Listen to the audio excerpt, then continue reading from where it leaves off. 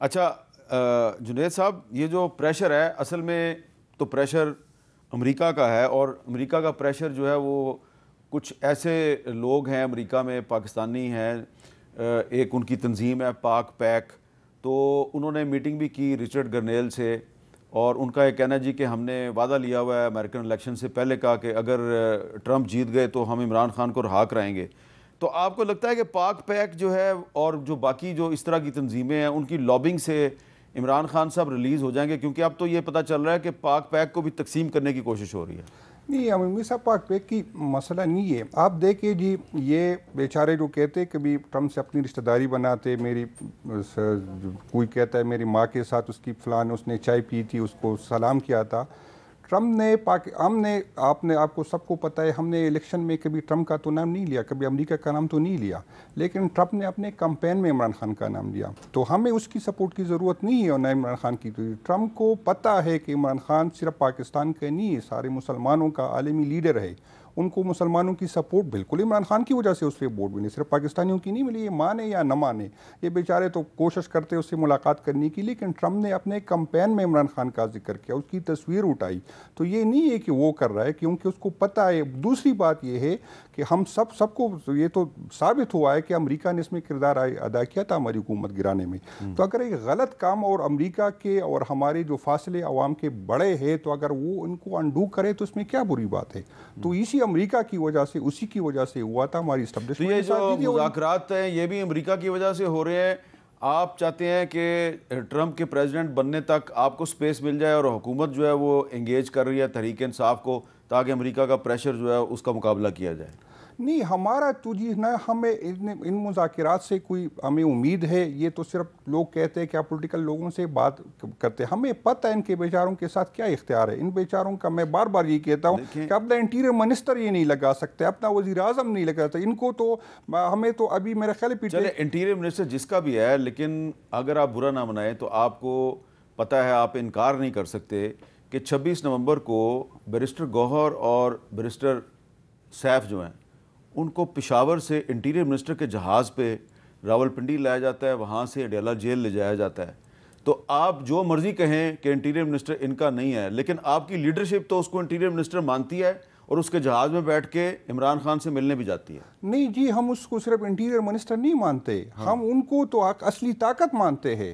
यही इख्तियारात तो उनके पास है। मैं आपको जिम्मेदारी से ये बात करता हूँ, किसी ने वज़ीर आज़म पाकिस्तान के साथ, जो इनका वज़ीर आज़म है, उनके साथ जो 26 नवंबर के जो है इसके साथ कोई मीटिंग हुई, न किसी ने राबिता किया, जो हुआ किसी और ने करवाया। इन बेचारों को तो पता ही नहीं था कि क्या, किसी ने इसको इतना सीरियस नहीं लिया कि इतना बड़ा लोग आ रहे हैं। जिस मैं जिम्मेदारी से कहता हूँ, एक मीटिंग मुझे बता दे, एक बंदा मुझे बता दे जी ये कहे कि वज़ीर आज़म पाकिस्तान को इत्तेमाद में लिया गया था। तो उनके पास तो सारी ताकत तो उनके साथ है, बात तो उसकी साथ हो। जिस तरह इमरान खान के दौर में भी सारी ताकत जनरल फैज के पास थी, इसी तरह मैं इस तरह कोई नहीं हूँ, लकीर का फकीर नहीं हूँ, न मैं कोई जो है मैं सियासी वर्कर हूँ, कोई सियासी। मैं अक्सर ये बात करता हूँ, हमसे गलतियाँ हुई इसलिए हम भुगत रहे, और हमें एहसास नहीं था उसी टाइम।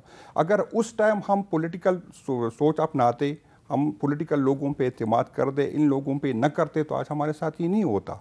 हम इसलिए भुगत रहे कि हमने गलतियां की, और इसमें कोई नहीं, बिल्कुल ये मैं मानता हूं कि उसका रोल था। इन लोगों को बड़ापन दिखाना चाहिए ताकि ये भी कहे कि कौन चलाता है। हम मानता हूं मैं कि हमारी हुकूमत में उनका जनरल फैज का रोल था, इसमें कोई दूसरी राय नहीं। इसलिए ये जो तो अब आप जनरल फैज के साथ हैं कि नहीं है? नहीं, जनरल फैज के साथ न मैंने होना है न होना है। मैं यही मेरी है, अगर जिसने कानून तोड़ा, जिसने अपने हलफ से रोगर्दानी की, चाहे जनरल फैज हो, उसको भी सजा होनी चाहिए, चाहे जो अब तोड़ रहा है, जिन्होंने हलफ तोड़ा, जिन्होंने इलेक्शन में किया, जिन्होंने राबिते की, जिन्होंने अफरी किए, जिन्होंने हमारी जो है हमें ब्लैकमेल किया, उनके खिलाफ भी लेने। अच्छा तलाल चौधरी साहब, अगर इंटीरियर मिनिस्टर साहब जो हैं वो बैरिस्टर गौहर को जहाज़ देते हैं 26 नवंबर को कि आप पेशावर से पिंडी आएँ जी, और पिंडी से फिर हम आपको अडयाला जेल लेके जाएंगे, तो इसका मतलब ये है कि कहीं ना कहीं पे हुकूमत की सतह पे तहरीक इंसाफ जो है उसको फैसिलिटेट करने की कोशिश तो की जाती है। वो और बात है कि तहरीक इंसाफ आगे से नखरे वगैरह करती है। देखिए, पहले तो मैं जुनैद साहब की एक बात को क्लैरिफाई कर दूं कि देखें, इतना ये गलत प्रोपोगंडा और फेक वीडियोस बनाते हैं कि जुनैद साहब कह रहे हैं कि ट्रंप ने कैंपेन में इमरान खान की तस्वीर उठाई थी और उसका नाम लेके वोट मांगे हैं। तो मेरा ख्याल है ये ज़रा हकाइक ठीक कर लें। वो एक फेक वीडियो थी जो कि पीटीआई के अकाउंट से ही बनाई गई थी और पीटीआई के लोग वो क्लेम करते थे। आज तक उन्होंने ऐसा कुछ कैंपेन में नहीं किया। यानी कैसा ताकतवर आदमी है कि अमेरिका का सदर भी इसकी वजह से जीता है, पाकिस्तान की इस्टेब्लिशमेंट भी इससे एनआरओ चाह रही है, यूरोप भी कहता है कि इसको छोड़ दो और गल्फ स्टेट्स भी इसके बगैर सांस नहीं ले पा रही, लेकिन अडियाला से बाहर नहीं निकल पा रहा, जमानत नहीं होती, अपने सजाओं अभी आज के दिन तक भी काट रहा है। कैसा देखें, ये ज़मीन आसमान का फ़र्क है इनके अपने नैरेटिव में। तो मैं एक और आपसे गुजारिश कर दूं कि ये वाला नैरेटिव जो बिल्ड कर रहे हैं, ये कल बह के इसी तरह ही जुनैद साहब जैसे कोई और भाई कहेंगे कि हमें हॉन्ट करेगा, जो आज ये कह रहे हैं ना कि अमेरिका हमें छुड़ाएगा। और पहले कहते थे लोगों को, बच्चों को वर्गला कर इधर इस्लामाबाद पे हमलावर करवाया कि ये अमेरिका के ग़ुलाम हैं जो कि हुक्मरान है, इन पर जहाद करो, इनके खिलाफ। वो बेचारे आए, उन्होंने आके आंसू गैस और आगे क्या कहते हैं वो लाठी चार्ज और उसका सामना किया, और ये पीछे से उन्हीं से अपनी रहाई और उनसे मिन्नतें कर रहे। अगली बात ये जो आप कह रहे हैं कि वज़ीर दाखिला ने फैसिलिटेट किया कि पीटीआई के लोगों को बानी पीटीआई के पास ले जाएं। देखें, वज़ीर दाखिला का काम है कि मुल्क में अमन व अमान, और उस वक़्त एक हेड ऑफ स्टेट पाकिस्तान आए हुए थे, पाकिस्तान से अहम एग्रीमेंट होने जा रहे थे, तो उनके लिए अपना उसको अमन के लिए एक जमात अगर मुजाहरा कर रही है और उसका सरबरा जो है वो जेल में है, तो अगर लेकिन इसमें एनआरओ कहाँ से आ गया? इसमें हमने कब कहा है कि हमारे किसी बंदे ने कहा हो कि हमने जाके उधर क्या कहते हैं रेस्ट हाउस साफ करवाया है, या हमने कहा है कि ये छोड़ने जा रहे हैं, या हम अपनी किसी शर्त से पीछे? हम पहले दिन कहते थे हुकूमत असली है, मानना पड़ेगी। पहले भी कहते थे 16 किलोमीटर का वजीर आजम है, अल्हम्दुलिल्लाह फिर उसने 16 महीने पूरे किए। फिर उसके बाद ये कहते थे कि ये फॉर्म 47 और 45, आज इन्होंने वो शर्त अपनी मुज़ाकरात से निकाली है। ये किसकी कामयाबी है? कहते थे 26वीं तरमीम नहीं होने देंगे, हुई है। कहते थे फलां चीफ जस्टिस होगा, नहीं तो नहीं होगा। मैं देखे ना, ये सारी चीज़ें जो हैं ये आपके सामने हैं। तो मामला ये है कि ये कॉम्प्रोमाइज नहीं है, बल्कि ये इस वक्त इन्हें खौफज़दा हैं। इनका अपना अंदर जो है 190 मिलियन, किसको नहीं पता कि पाकिस्तान में इतनी बड़ी डकैती कभी भी नहीं हुई, और ये इनके मिनिस्टर्स उसमें गवाह हैं, इनके लोग इनके बात करते हैं, और उसमें 2 जमा 2 है। तो इसी तरह ये जो 9 मई है, ये अभी मुझे बड़ी अच्छी बात लगी, जुनैद साहब ने कहा है कि जनरल फैज़ को सजा मिलनी चाहिए हलफ तोड़ने की, मगर जनरल फैज़ को अपने सियासी मकासद के लिए जिसने इस्तेमाल किया, क्या उसने अपनी हलफ की रूहगर्दानी नहीं की? क्या उसको नहीं मिलनी चाहिए? बेनिफिशरी कौन है? बानी पीटीआई। किसने आर्मी चीफ की अपॉइंटमेंट रखवाने की कोशिश की? किसको कौन बेनिफिशरी बनना चाहता था? बानी पीटीआई। उसके बाद के जो बाकी जो इनके उनसे राब्ते थे और जो प्लानिंग थी, उसका बेनिफिशरी कौन बनना चाहता था? पीटीआई। सो मेरा मामला, ये दोनों एक ही जुड़े हुए हैं। ये ना समझे कि अगर जनरल फैज़ ने कुछ किया है सियासत में मुदाखलत, तो आपका ख्याल है कि वो बीजेपी के साथ मिलके करते रहे? पीटीआई उनका अलाय था ना जी, पीटीआई उनकी पार्टी थी, बल्कि पीटीआई को पाला पोसा ही उन्होंने, इक्तदार से लेकर अपोजिशन सारा कुछ वो करवाते रहे। तो ये बात ठीक है, ये आहिस्ता आहिस्ता हकाइक का इन्हें अंदाजा होगा। एनआरओ नहीं मिलेगा, आप बातचीत करनी चाहिए, मुल्क को आगे लेके जाना है। पाकिस्तान की इकॉनमी है, पाकिस्तान में आम आदमी के मसाइल है, पाकिस्तान में दहशतगर्दी सबसे बड़ा आपके सूबे में। जो आपने बातें की हैं, इसके बाद मुज़ाकरात जो है वो कैसे आगे बढ़ेंगे? क्यों जुनैद साहब, मुज़ाकरात जो हैं वो फिर आगे बढ़ेंगे?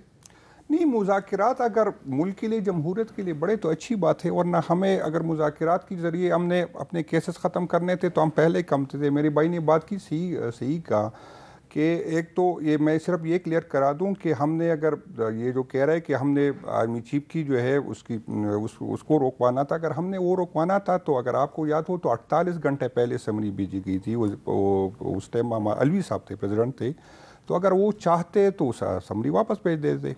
तो ऑटोमेटिकली चीफ साहब जो है रिटायर हो जाते।